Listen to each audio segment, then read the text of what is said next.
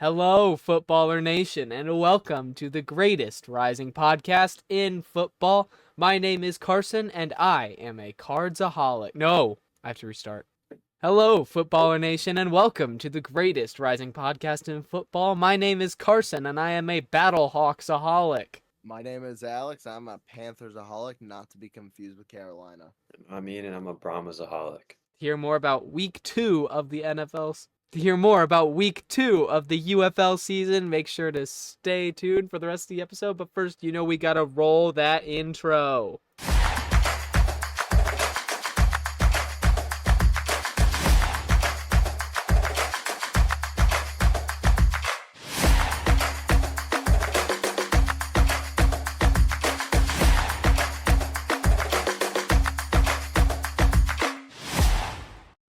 Hello, Footballer Nation, and welcome to Footballers Anonymous After Hours, the only podcast on the internet that is covering spring football. Don't look it up, just trust us.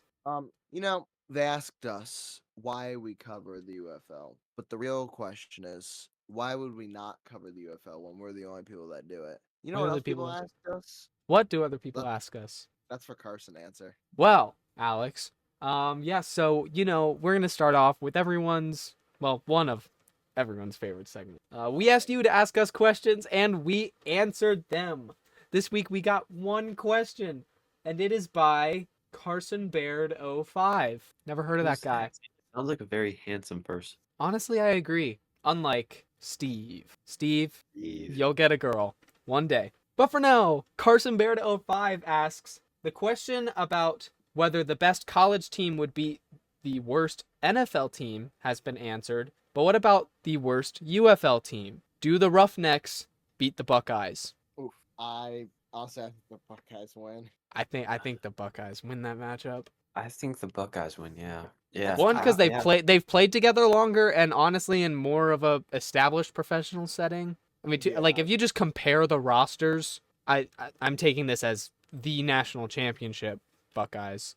So with Will Howard and all of them, I think they win. Just man to man, I think the Buckeyes. The problem beforehand was the NFL just has sheer NFL talent, but the UFL Doesn't isn't have so that mu- is more so like there's a reason those guys aren't in the NFL in most of the cases, and a lot of the guys on the Ohio State roster are NFL bound. Yeah. So I think just that sheer difference, and I think the Buckeyes take it at the end of the day. Now, what about the Buckeyes against the three-peat Stallions? I'll give the Stallions the benefit there, and I'll take them. Honestly, I think that would be a close game, but I'd probably take the three-peat Stallions. Yeah. But it's close. I mean, the Buckeyes are a very loaded roster. Right. It's close, but I think I would take them. Now, if you want people other than Carson Baird 05, who's definitely not me, completely unrelated. If you want to hear other questions, make sure to drop them on YouTube, on Instagram. You can comment them on our videos too. You can comment them. Well, our comment of the week actually is a question. Really? To an extent. Under the Miami Dolphins video on TikTok about how they can win the draft, where Christ Reigns says, "Win the draft. How about win a game?" I'm gonna be honest. I'm pretty sure Miami won plenty of games this past year as a Bills fan, and as Footballers Anonymous put it, wouldn't winning the draft help win games? They still said no, but I'm not really following like the thought process here of how Miami can't win games. We've had full-on discussions about this comment, trying to figure out what it means. I don't understand how you can, think doesn't winning the draft lead to winning games? Isn't that how it works? Unless you're like the Bears winning the offseason. Like, normally, if you draft good players, you have a good team and you win games. I don't know if there's something I'm missing or... No, if I recall correctly, I was the one responding to these comments, and I asked them to elaborate, because maybe we were missing something. They responded, and if I remember correctly, they said, nah, I don't care about sports. What? Oh. What are we doing? You can't lose the argument if you don't care about sports. Listen, Like, what do you know then? How do you know? we here at Footballers Anonymous value credibility and ownership. And if you bring a point to our comments section, we will address it. We are very good about responding to our comments, but we can't help you. I mean, listen, if you don't care about sports, you should still comment. And we'll talk to you like you do know sports. But maybe say things that make sense. But maybe say things that make sense. Or And, you know, don't. Or give us a good little content farm too. Hey, eventually we we'll be appreciate it. Eventually, we'll be giving out a guide for the people that don't understand football, so that they can be as educated on the comments as we are. When We we're promise it's everyone else. coming. We promise. And we're not just saying it like that one thing that like every creator has that they say they're going to do one day and never do.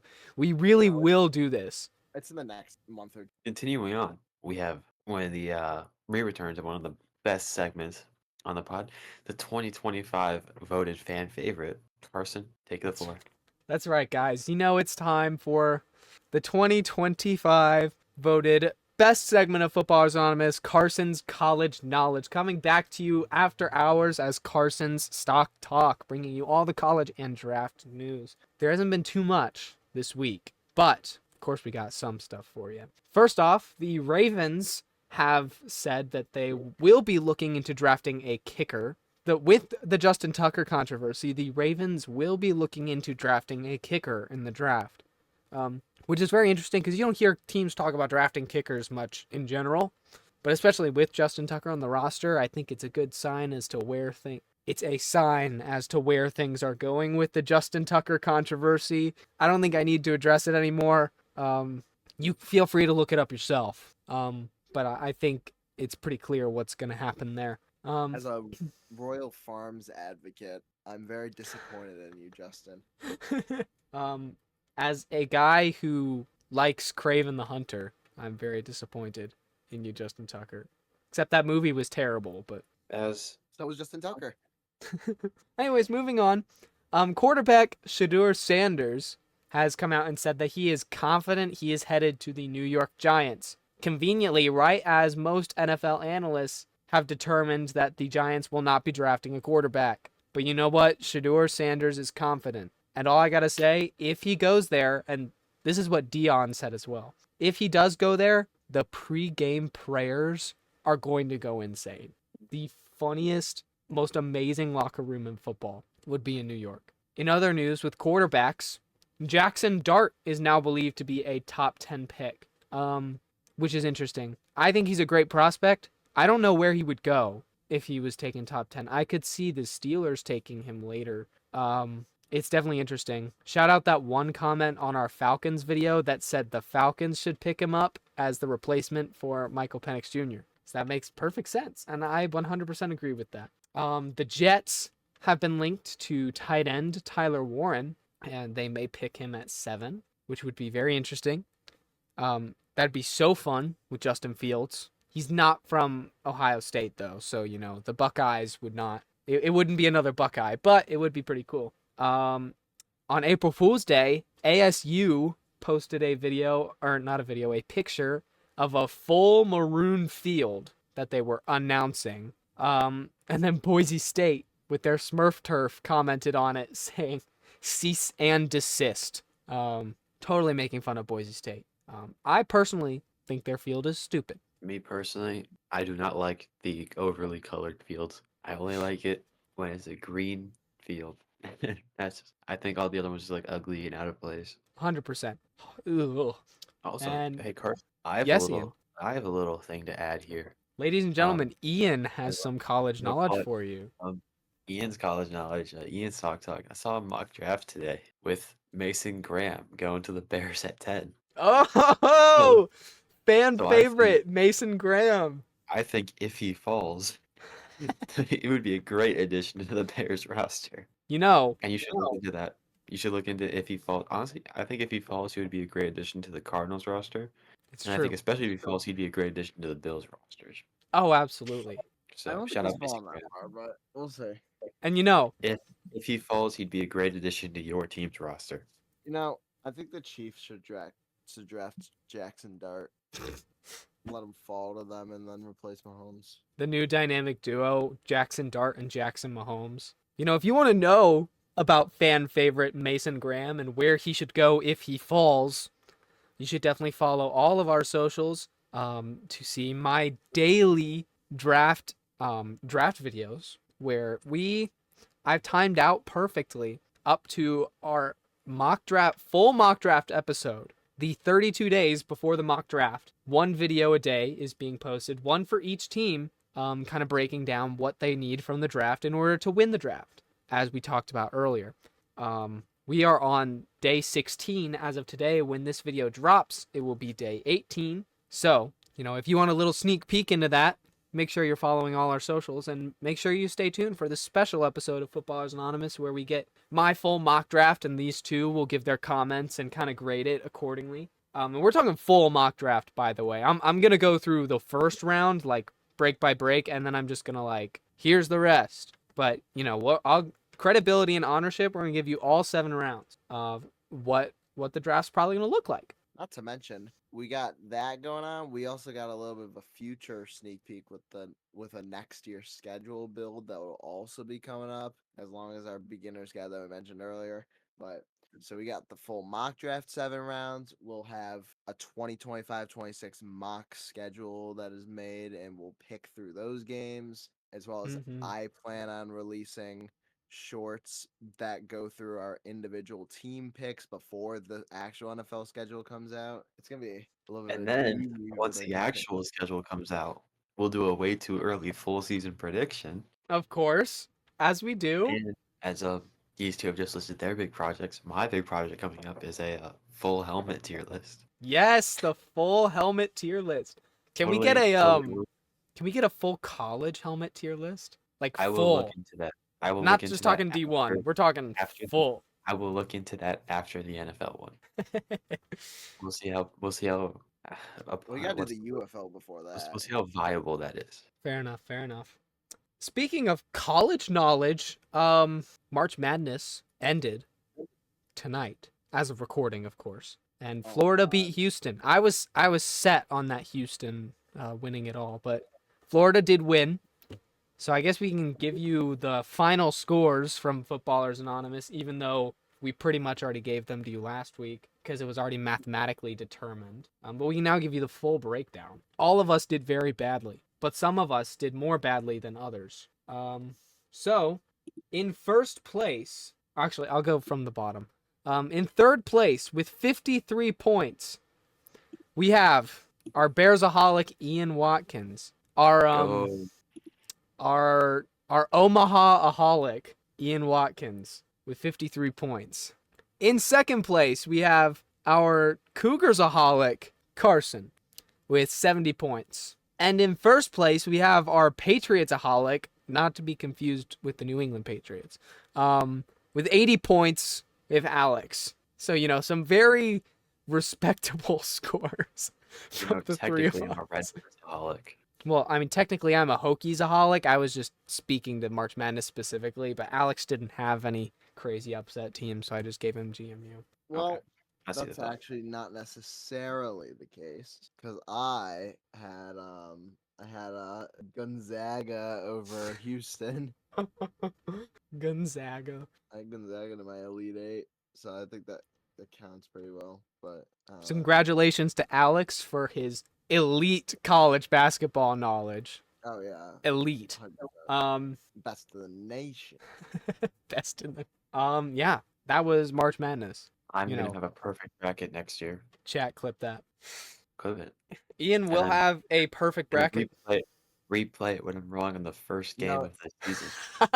It'll be funny because he'll have a perfect bracket in every way except he picked Omaha in the first round, so he picked Omaha to go all the way. So he has the perfect bracket except for the joking Omaha picks, and he's like, I could have had a perfect bracket. Listen, all I'm gonna say, I will never lose faith in Scott Sterling. He didn't play this year, but my sources say he might return for 2026. My sources say he's transferring to Omaha. He doesn't transfer. That's not how Scott Sterling works. It's not a lot. Who did lie to Ian though? The Brahmas.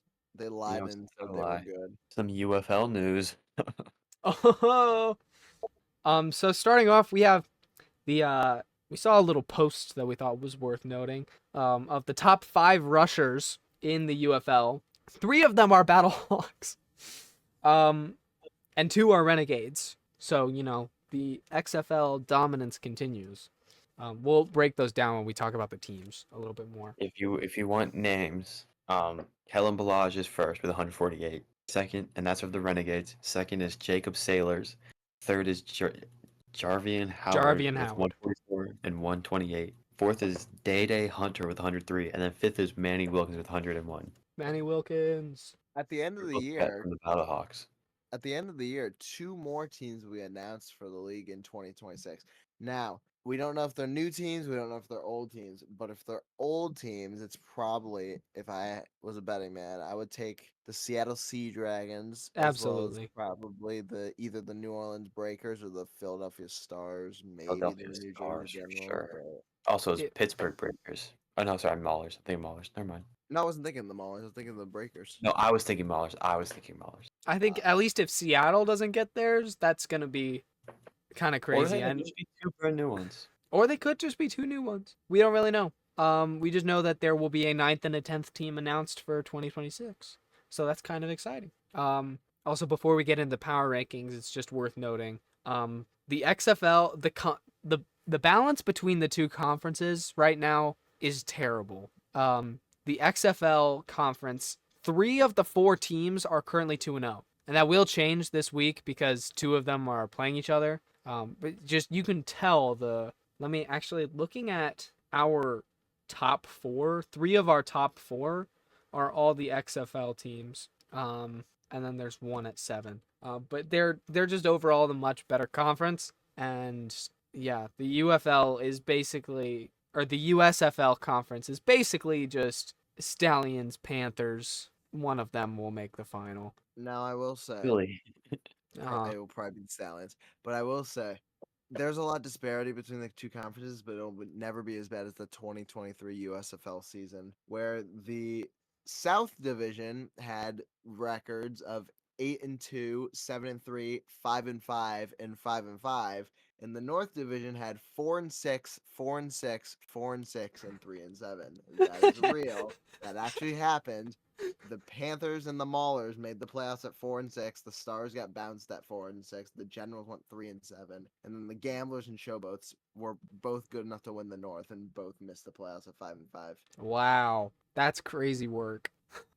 That's insane. This is also kind of why that all the teams from in the UFL conference were in that South Division besides Michigan, because this was the year before the merger. Yep. So now we'll go ahead and get into our power rankings. But It was before we brought do to my. that, though, Oh, go ahead. before we do that, though, just gonna give a quick recap of all the games and their scores, just real quick. Okay. The Stallions beat the Panthers 21-12. The Defenders beat the Showboats 17-12. The Roughnecks beat the Renegades 11-9, and the Battlehawks beat the Brahmas. Sorry, the Renegades beat the Roughnecks 11-9, and the Battlehawks beat the Brahmas 26-9. So it was brought to my attention last week that I didn't do my normal power rankings intro, so we're going to do that. For those of you who don't know how the power rankings work, we here at Footballers Anonymous each make our own individual power rankings lists, and then using crazy maths, we squish them together and make our group power ranking. For However, those who don't know math, it's math. it's math. And However, for those of you who don't know what that is, math is when you math with math and do math. and Like numbers. Carson. Sometimes letters. Now, occasionally, because we have all our different things in math, sometimes you get ties, in which case we bring the ties into the podcast and kind of discuss them. However, since there are only 8 teams in the UFL, basically all our power rankings look almost the same with only a couple of changes. We haven't had any ties so far, so this is going to go pretty smoothly. Since it is the UFL and there are only 8 teams, we only have 2 baddies, our regular baddie at 7 and ultra baddie at 8. So we are going to start with our baddie at number 7. It only feels fitting to have Ian introduce this one.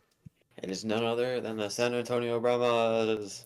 Let's Where's the go. problem? I have amazing luck with teams.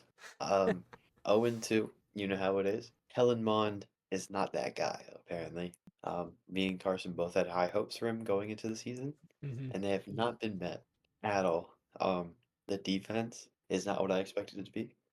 But shout out Destroying for being 2 for 3. He's the real reason I watched the team anyway. So yeah, at number 7, the Brahmas. Shout out the commentators of every game for pretending they watched Destroying, but calling him Destroyer like 75% of the time. That You too. just say It's you don't watch Destroying. Like they talk one of the games they talked about him posting to his Facebook or something like that. Just stop. Just no.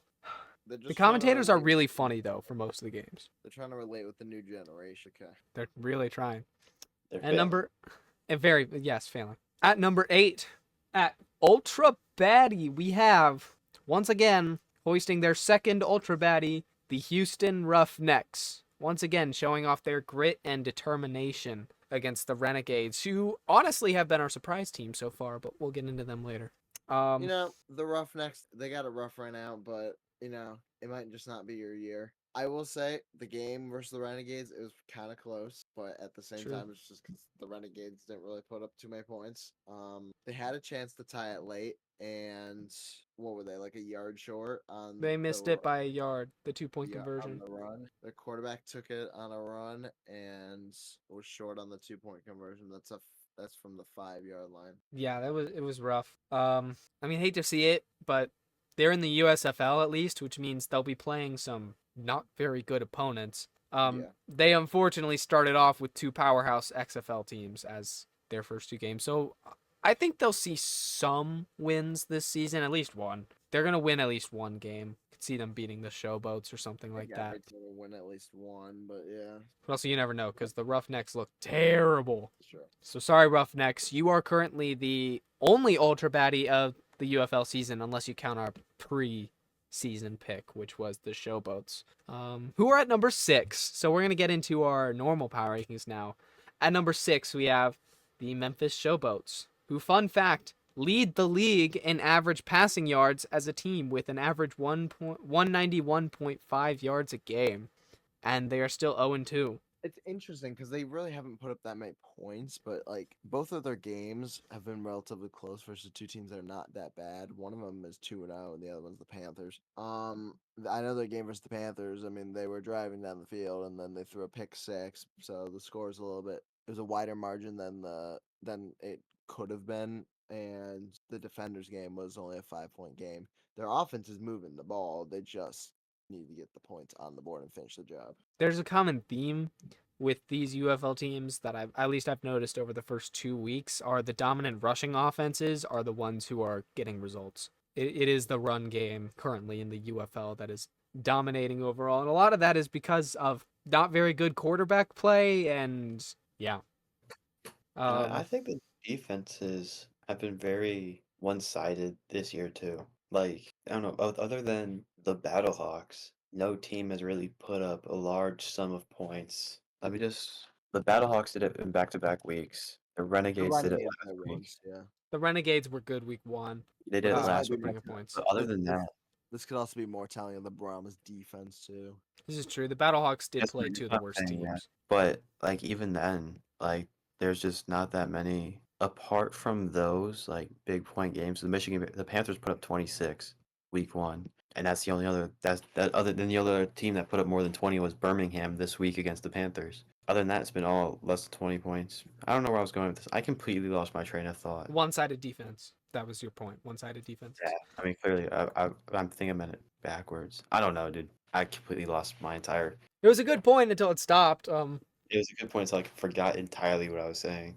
It's very valid. But on the topic of scores, I do just want to touch on how weird UFL scores are This is in true. every yeah. game. The conversion Being make Cardinals, scores they're so weird, and it's just weird looking at some of these scores. I almost like it just because it's different, but yeah. I like it. If the NFL switched to these rules, I would hate it. But Yeah. since it's not the NFL, I was talking to Charlie earlier actually. We were talking about some of the different rules, and he was like, we talked about it. I was like, I like it because it's different, but if they put it in the UFL, or in the NFL, I would hate it. It does suck because it just takes away from special teams a little bit, but it also does add some intricacy That's what to the I was about game. to say. I would have preferred if the UFL. I love the addition of the 3-point conversion. Hmm. But I honestly kind of would have preferred if they just left the 1 point as a PAT. I agree with that. I agree with that I, actually. I personally like PATs. I think they're fun. I don't know. They're basic, but they're kind of fun in my opinion. Special teams players can actually do things, especially now with the onside option, which is cool. Don't get me wrong. It's cool that they have the new option for onsides. That's just another thing that the kicker's not doing now. It's hard to. I mean, field goals are really the most important thing that a kicker does, so it's good they kept that. But you're taking away more opportunities from the kickers to show off what they can do, which isn't good, but it adds more Honestly, intricacy to the game. these weirder scores are products of the lack of PAT and special teams representation because if I'm a coach of one of these teams and I score a touchdown, I have the option to go for 1, 2, or 3, where the 1 and the 2 they aren't like super different in yardage, are they? It's the 2 yard line and the 5 yard line, I'm pretty sure. Yeah. So I would just much rather go for 2 in that scenario, and going for 2 isn't super effective. I don't think it's been super effective thus far for a lot of the teams, and so it's resulting in these weird scores. And then the team ends up behind, and now they have to go for 3. Do we know how many 1 point attempts there's been? Not many from what I've watched. I haven't seen that many. So it's just leaving points off the board, and it's biting a lot of teams in the butt as far as the scores go. Like I'm sure Showboat's defenders would have gone differently if because the way it looks to me is the Showboats didn't capitalize on their point after attempts. They put up 12 points, so I'm assuming they only scored 2 touchdowns and that was it. Yeah. I So couldn't find any info on how many there have been, but it doesn't feel like a lot at all. you usually And see teams default to the 2. I do know from week 1, they were showing all the like each game they were showing all the teams previous years like conversions percent Mhm. for each 1, 2, and 3. It was heavily focused on 2-point conversions, heavily Yeah. focused, and there's no reason it would be different this year in my opinion. And I think that keeping the 1 point as a PAT would have just been a better choice overall. I agree. I think trotting your Some form of offense out to the 2 yard line for a 1 point is dumb. It's just do a PAT at that point. But I don't know. It's different, so I appreciate watching it, but it's strange. Anyways, Alex coming in at number 5. The Panthers. We have never beat the Stallions, which is that's okay. That's technically a lie. We beat them in like 1980 in the old USFL. So technically, we're like 6-1 versus them, and not 6. We're 1-6 versus them technically, and not 0-6. But regardless, we have not beaten them in the modern time, and we dropped to 1-1. Good news, we broke our home attendance game record of only 10,000 fans. A little crazy, but okay. But Ford yeah, Field too. yeah, Ford Field. Hopefully we rebound next week. Who do you play next week? Hang on, I know this. I believe we play one of the bad teams. We play the Brahmas. Oh, yeah. The Browns on Yep. Sunday. At 11 o'clock. I couldn't remember which bad team it was. Like that's not even like meant to be like offensive. No, Like, it's I just was true. like, They're just a No, bad it's- the team. Brahmas, the Showboats, or is it the Roughnecks? I know it's one of them. I just can't remember which No, one. yeah, it's valid. Thankfully, next week we're actually getting some good matchups, which we haven't had too many of. Other than No. Stallions Panthers has really been the only decent matchup we've had. Well, we get two really good games next week. One of which is your game of the week, which we'll talk about later. So before we head into our 4th team, feels only fitting to take a moment and take a break to comment on Ian's amazing shirt. Which one? Because I got 2 right here. Oh, Which shirt are we talking about? Because this is a shirt in my hand. And it's funny that you say fitting because these fit quite well, Carson. And I really? think you picked it up because these are this is the official Footballers Anonymous merch that you too can pick up at home. Alex, where do you get these again? You get it at Footballers Anonymous Dash shop dash shop dash dot fourth football. wall. No, dash shop dot fourth wall. Footballers Anonymous dash shop dash football. Footballers Anonymous dash shop dot fourthwall.com. You get it. You get them at Footballers Anonymous. Fuck. We're keeping You all get this them- in, by the way. No, Blueberry. you can get them shirts over at I think it's called Footballers Anonymous shop.com. Dot Thanks, Alex. fourthwall.com. Wait, what do you say? He just left out the fourth wall. Oh. Oh, you can get those mighty fine shirts over there at footballersanonymous-shop.fourthwall.com. First And try. again, we don't just have these amazing shirts and this amazing mug. We have so many other options for you to pick from. We have posters, we have mouse pads, we have socks, we have hats, we got Toto shirts, toasters. Did I say toasters? I thought you said toasters. I If you was guys like, want an official Footballers Anonymous toaster, let us know in the we gotta comments get and we'll that. see what we can do. We will make it if it's possible. We will make it that when it like cooks the toast, the Footballers Anonymous logo is on the toast. Yeah, That might be a little bit crazy, but we'll try our best. So go ahead, we will head try. head over to Fourth Wall right now and get yourself some merch. Remember, the first 5 people will get VIP video thank yous from us personally. And if you miss out on the first 5, we have 3 spots left there. The next 50 people after that will get their name put in at the end of every Footballers Honest video. So go fast. They're selling fast, guys. They're selling super fast. We've made so many sales. They're selling really fast. We made a lot of money off of it too. Not that sounds like I'm just Not that we bragging, care. but Not that we care. no. So we've made a decent profit off of it, which is very good. We can invest some of that back into the podcast. We love the support, and this is a great way to support us. And you look super drippy, like Ian. Like, come on, look at this man. Oh my gosh, Ladies, calm down. Ladies, calm down. There's enough You can- shirts for all of you. Steve, are can you seeing support- this? Steve, I'm drowning in it, man. Fit so drippy, I'm drowning. We got this drippy stuff for y'all, and we make money at the same time because we're college students. We don't got a lot of money, and Oh, that's true. we gotta dedicate to y'all. We gotta make Footballers Anonymous continue making it the greatest rising podcast in football and the only podcast covering the UFL. Don't look it up; it's true. You can believe us. And what better way to support us than getting the drip? And on top of that, too, animals love it. Here's my Animals dog. do love it. Here's my dog, Rocky, the Footballers Anonymous t-shirt. We will make Footballers Anonymous dog bandanas soon. And just We bandanas will. in general. So just look forward to that. The dogs love it. Animals love it. Go ahead, pick some up right now. Footballers Anonymous -shop.fourthwall.com. Make sure to pick yours up and become a Footballers Anonymous VIP. All right, and back to our power rankings. Coming in at number 4, we have the King of Spring himself, Louis Perez and the Arlington Renegades, who put up a close game against the Showboats, but they did win by a literal yard. Now, despite the Showboats leading the league in passing yards in terms of a team, Louis Perez actually leads the league in passing yards in terms of an individual player. He's been balling this year. He was doing very well last year and is carrying on into this year. Yeah, I mean, there's not a whole ton to say about the Renegades. I'm a little worried. They haven't had the best competition. They will this week when they play the Stallions. So, very interested to see how that goes. They are both 2-0. No, they're not both 2-0. The Renegades are 2-0, trying to stay undefeated against the 1-1 Stallions.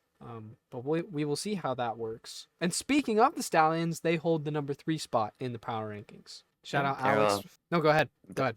Their quarterback, Alex McGough, had a wonderful performance this week in which he pulled an Aaron Rodgers, you may say. He got injured on the first play of the game, resulting in Matt Carroll. It's Carroll, right? Yeah, Matt Carroll being in for the rest. It's Corral. Oh, it's Corral. Yeah. Coral or Corral, it's both ways. Matt Corral was put in for the rest of the game, leading the Stallions to victory. Matt Corral and the Stallions, they diced us a little bit, but they're three-peat champions, something the Chiefs You guys do. just need to be thankful that they didn't put in Case Cookus, or else the game would have been much, much different. You guys would have lost by so much more. Yeah. So I just want to read you guys a live text thread that I was sending these guys during this game because I was the only one watching when it started. I said, okay, so by the way, Alex McGough was the 2023 USFL MVP. Shout out to him. We totally forgot to mention that. Kinda slandered him, LOL. Oh, he's starting again, by the way. Oh, never mind. He just injured himself on the first play of the drive. Matt Corral is in, and then he stayed in for the rest of the game. Alex McGough was the MVP last year. I don't know the extent of his injury. It was to his wrist. but I'm not sure if he'll be back or even if he'll be starting if he is back, because Corral played pretty well, all things considered. For a wrist injury, I'd assume he'd be back, but I guess quarterback. At the same time, there's only 8 weeks remaining in the season. True. Yeah, But but I do you think also, he should I be mean, they'll back. make the playoffs too, but yeah. Yeah, they do have a You know, free pass. Was to it the his throwing playoffs. wrist or his off wrist? I believe it was his throwing wrist. See, that might take care then. I can check that info though, Alex. If it was his off, I would have said he would probably be back in like 2 to 3 weeks, depending on the severity of it. Dude, no one on the internet covers the UFL. I cannot find anything Nobody but us, guys. Well, yeah. I mean, it's we just got to do some deep diving. versus Panthers. You know what? Why don't we just I haul got in the it. parts I of- got it. I got it. So it wasn't his wrist. It wasn't his wrist. He suffered a right shoulder injury on the first play of the game, which forced him to exit. Corral passed for almost 200 yards, and there's no word about who will be starting next week. Case Cookis. Let him cook. Let him cook us. Number 2 is the He's on the DC case, so let him cook us. Yeah. So number Number- 2 is the Sorry, go ahead. So at number 2 we have the DC Defenders. Probably one of the best defensive fronts, especially, but one of the best looking defenses that we've seen so far this season.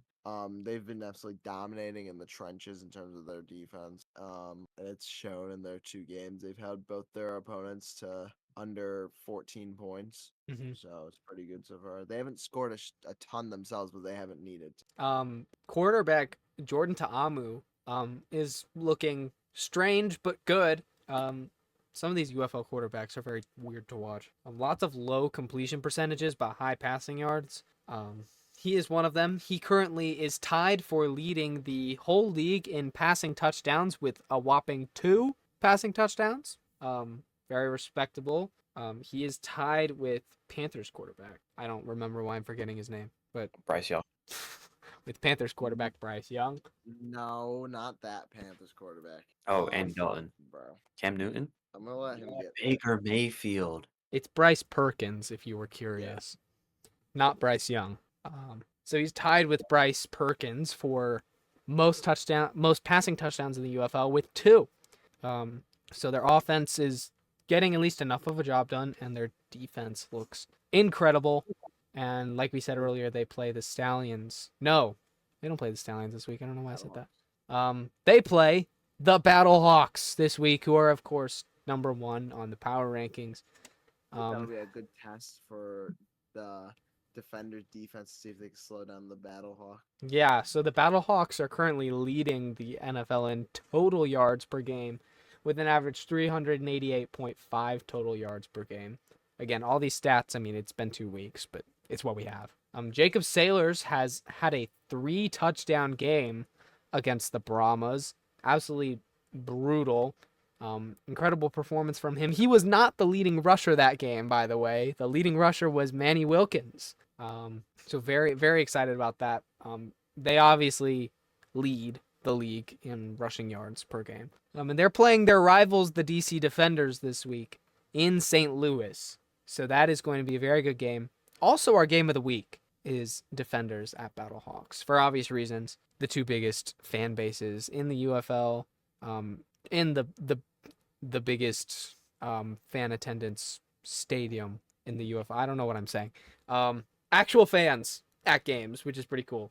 And there's a rivalry here. Jordan Ta'amu playing the Battle Hawks is always fun.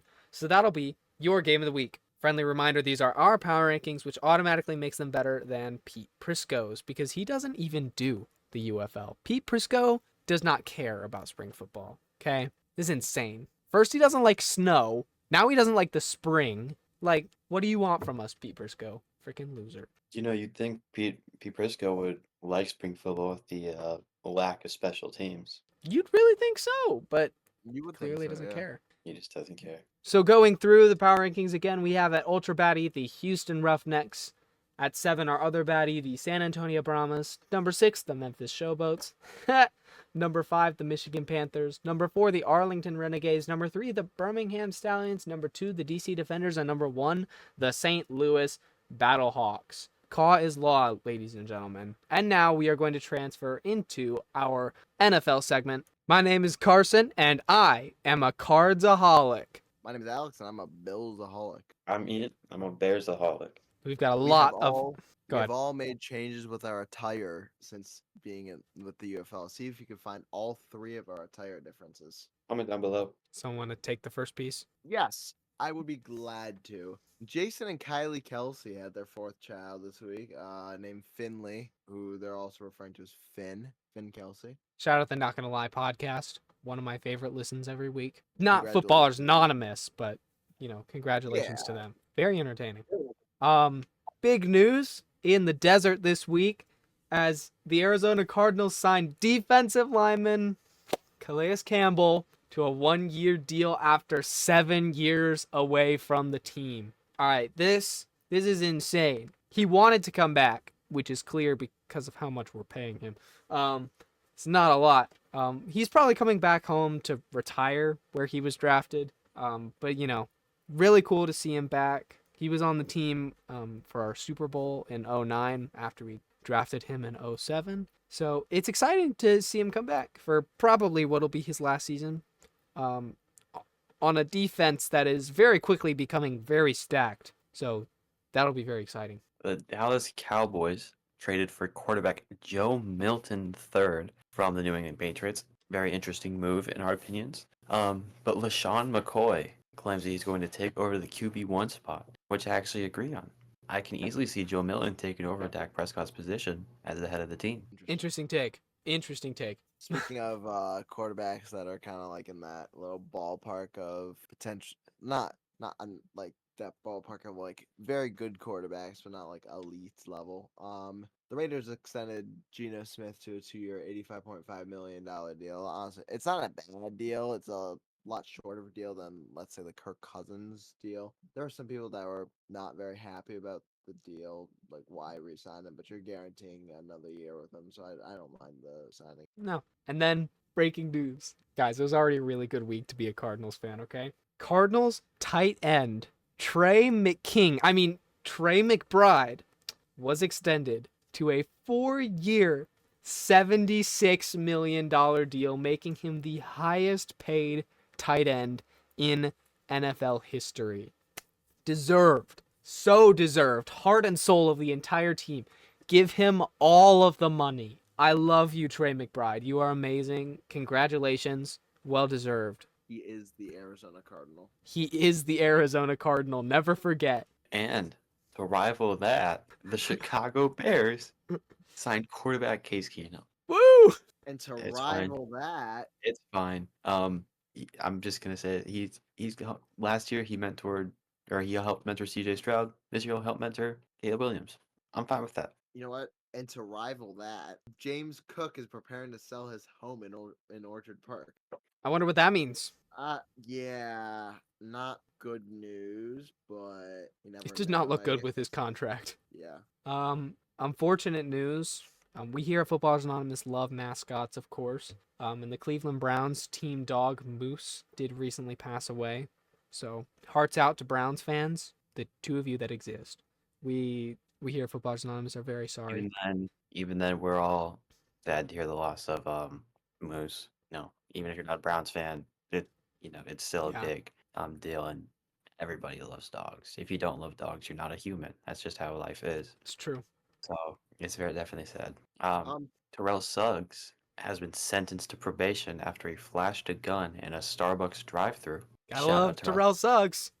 the NFL officially announced another Christmas Day triple header, which I accurately predicted in my schedule that I built in the past couple weeks. I had the triple header Christmas thing scheduled about a month and a half ago, and you know what? As a little spoiler alert, I'll tell y'all what I threw in there just for fun. I'm gonna pull it up. All right. So for Christmas in my triple header, I put 3 games down. I put a revisit to the last time these two teams played on Christmas, the Cardinals and the Buccaneers, except that previous time it was Tom Brady and Trey McBride. This time it'll probably hopefully be a little bit better than that. Tom Brady and Trey McBride. Tom Brady and Trey McBride. Not Trey McBride, Trace McSorley. The legend.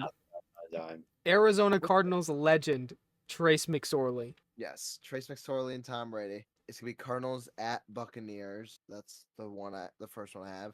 The second one I have is the Broncos at the Commanders. So a little Bo Nix, Jaden Daniels action. And the third one I have is the Baltimore Ravens at the Minnesota Vikings. The purple matchup there. So there's a little spoiler for everything that I've kind of created. Obviously, it's not the same as like a spoiler for the actual schedule, but it's still. Make sure to stay tuned for our full special episode that'll be coming out soon, with Alex's full breakdown of all of these his schedule, and maybe us predicting based off of Alex's schedule. Way too early NFL predictions. Pretty cool stuff. My favorite NFL wide receiver of all time, Julio Jones, officially announced his retirement after 13 seasons in the NFL. That's hurt my heart to see. A lot of people's childhoods are also now like officially over. It hurts. I'm happy for him. He had a very good career, but I miss him so much. Yeah. There's no way to segue. On a completely unrelated note, the Chargers have signed rugby star Jordan Pataya from Australia. I have no idea what position he's playing. I'm not gonna lie, but rugby star in the NFL. And he's a big name too. I looked him up. He's actually a pretty big name in rugby. I don't know the first thing about rugby, but that's just kind of cool. On a completely unrelated note, Travis Kelce bought a $3.3 million house that is going to be charity to house homeless children. Good for him. Love to see it. Love to see it. We Also, here at shout out Footballers Travis. Anonymous. No, go ahead. We here at Footballers Anonymous love Travis Kelce. In fact, he's one of our favorite players ever. Also, shout out Travis Kelce for wearing a Chicago Blackhawks hat on one of their most recent podcast episodes. Thanks, Travis. We love the representation. If we value credibility and ownership, we would not tell the viewers that we love Travis Kelce. Listen, as with tight ends being my favorite Podcast-wise. position, I loved prime Travis Kelce. Podcast wise, yes, and also Travis Kelce is good. Like he was fun. He was fun to watch. I wouldn't say that this past year he was really that fun to watch, but he also didn't do a ton this past year. Correct. Next up, Sauce Gardner, FBA presidential candidate for 2024, has made his relationship with Ice Spice public.